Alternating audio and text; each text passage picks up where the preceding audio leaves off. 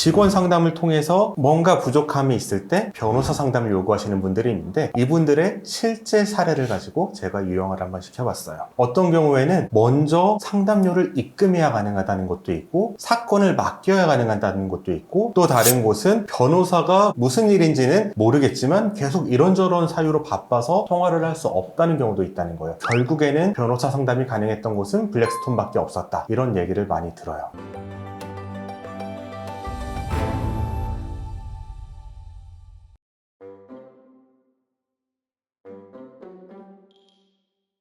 상담을 지금까지 엄청 많이 하셨잖아요. 네. 그럼 상담 오시는 분들의 어떤 질문 유형들이 이제 분류가 정확히 되실 것 같아요. 네, 맞아요. 그럼 미리 네. 이런 자주 있는 이런 질문들을 정리해 주시면 변호사님도 일이 좀 줄어들지 않을까요?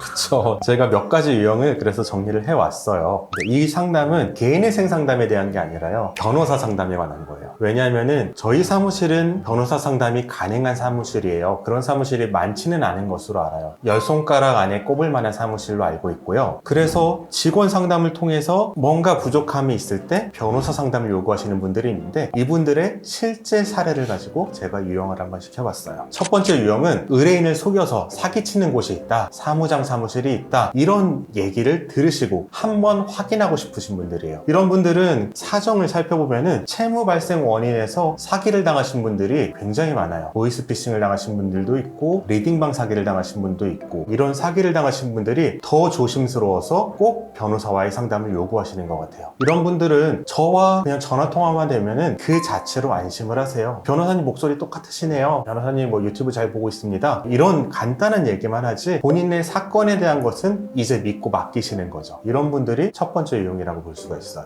그런데 이런 분들이 저한테 하시는 말씀이, 여러 변호사 사무실에 변호사 상담이 가능하다고 해서 문의를 남겼는데 전화번호만 알려주고 연락이 없는 경우도 있고, 어떤 경우에는 먼저 상담료를 입금해야 가능하다는 것도 있고, 사건을 맡겨야 가능하다는 것도 있고, 또 다른 곳은 변호사가 무슨 일인지는 모르겠지만 계속 이런저런 사유로 바빠서 통화를 할 수 없다는 경우도 있다는 거예요. 결국에는 변호사 상담이 가능했던 곳은 블랙스톤밖에 없었다, 이런 얘기를 많이 들어요. 그 다음 두 번째 유형은 사건이 좀 복잡하신 경우예요. 사건이 복잡하면 왜 변호사 상담을 요구하느냐, 직원한테 이것을 설명해봐도 이해도 잘 못할 것 같다, 믿음이 안 가는 경우고, 또 다른 한편으로는 직원한테 설명을 해도 어차피 변호사님한테 한 번 더 설명해야 될 것 같으니까 처음부터 변호사님한테 설명을 하겠다, 이런 분들도 계세요. 저희 사무실 같은 경우에는 1차 상담을 거치고 2차 상담으로 저와 상담을 하는 경우에는 무료로 상담을 해드리지만, 1차 상담 없이 바로 저와 직접 상담을 원하시는 경우에는 저희가 상담료를 청구를 해요. 그럼에도 불구하고 저와 상담을 요구하시는 분들이에요. 가장 최근에도 이런 사례가 있었는데 사건이 굉장히 복잡해요. 보통은 사업을 하시는 분들이고, 사업체도 한두 개가 아니고 3-4개가 있으세요. 그리고 이걸 파산을 통해서 다 없애는 것도 아니라 어떤 사업체는 살려두고 싶어하고 어떤 사업체는 없애고 싶어하고, 또 뭐 배우자 재산도 있고 나한테도 아파트가 있는데 이거를 매도를 하면서 청산가치는 또 최소한으로 가고 싶어하고, 여러 가지 쟁점이 복합적으로 얽혀있는 분들, 이런 분들은 저한테 상담을 직접 요청을 하고요. 이런 경우에는 어떻게 보면 상담이 매우 유익한 게, 제가 방향을 그 자리에서 좀 설명을 해드리고, 그 자리에 저희의 사건을 담당하는 직원도 같이 동석해서 메모를 남기거든요. 그렇게 해서 효율적으로 좀 진행되는 부분도 분명히 있습니다. 세 번째 경우에는 기각이 염려되신다는 분들이에요. 제가 여러 차례 말씀드렸지만 개인회생은 보통의 소송과는 달리 패소하는 일이 그리 많지 않아요. 왜 많지 않냐면은 애초에 안 될 사건은 개인회생을 신청하면 안 되기 때문이에요. 안 될 사건은 안 되고 되는 사건은 되는 게 개인회생입니다. 그런데 직원이 아무리 된다고 설명을 하더라도 그래도 불안해하시는 분들이 많이 있어요. 왜냐하면은 이분들의 염려는 이거예요. 개인회생이 기각되면은 연체는 이만큼 더 진행이 돼 있을 거고 독촉은 계속 올 텐데, 그러면은 그때는 도저히 감당을 못할 것 같다는 분도 있고, 더 나아가서 가뜩이나 돈이 없는데 개인회생 변호사료를 내고 개인회생 수임료를 낸 다음에 기각을 당하면은 그 돈조차 없어지는 게 아니냐라는 생각으로 변호사 상담을 요구하는 경우죠. 그러면은 이런 경우에는 제가 많이 들어드리는 예가 있어요. 우리가 해외여행을 갈 때 아니면 제주도를 가면은 비행기를 타고 가잖아요. 그런데 그런데 그 비행기는 항상 안전한 거는 아니거든요. 사고 위험성이 존재해요. 그래서 비행기를 타면은 사고가 확실히 안 납니까 했을 때 그 어떤 사람도 확실히 안 난다, 100% 안 난다고 얘기하면 안 돼요. 개인회생도 마찬가지예요. 어떤 사람이 저한테 와서 개인회생 하는데 기각이 100%안 납니까? 라고 물어봤을 때 제가 100%안 납니다 라고 대답하면 안 돼요. 그거는 거짓말이기 때문이에요. 하지만 이런 예를 들어서 비행기 사고 날 가능성이 있지만 비행기 다 타지 않느냐? 개인회생도 마찬가지다. 개인회생도 기각될 가능성이 있지만 그거는 예측할 수 있는 범위 바깥이고 그냥 개인회생을 하면은 기각나는 경우를 내가 실제로 본 적은 없다 라고 설명을 드리는 편이에요. 그럼 많이들 안심을 하시고요. 그런데 중요한 게 있어요. 주로 사무장 사무실이고 그 뒤 사건은 신경을 안 쓰는 경우에는 일단 수임을 해야 되니까 신청이 불가능한 사건도 수임하는 경우가 발생하고요. 애초에 실력이 부족해서 신청하면 안 되는 사건인데 수임하는 경우도 존재를 해요. 이런 경우에는 명확한 진단을 못한 경우이기 때문에 개인회생이 기각될 수 있어요. 그런데 충분한 경험이 있고 충분한 실력이 있는 변호사가 상담을 해서 이 사건은 기각될 가능성이 적습니다 라고 했다면 그 사건이 기각될 가능성은 정말로 비행기 사고가 날 가능성처럼 굉장히 낮으니까 안심하시고 사건을 진행하시면 좋을 것 같아요.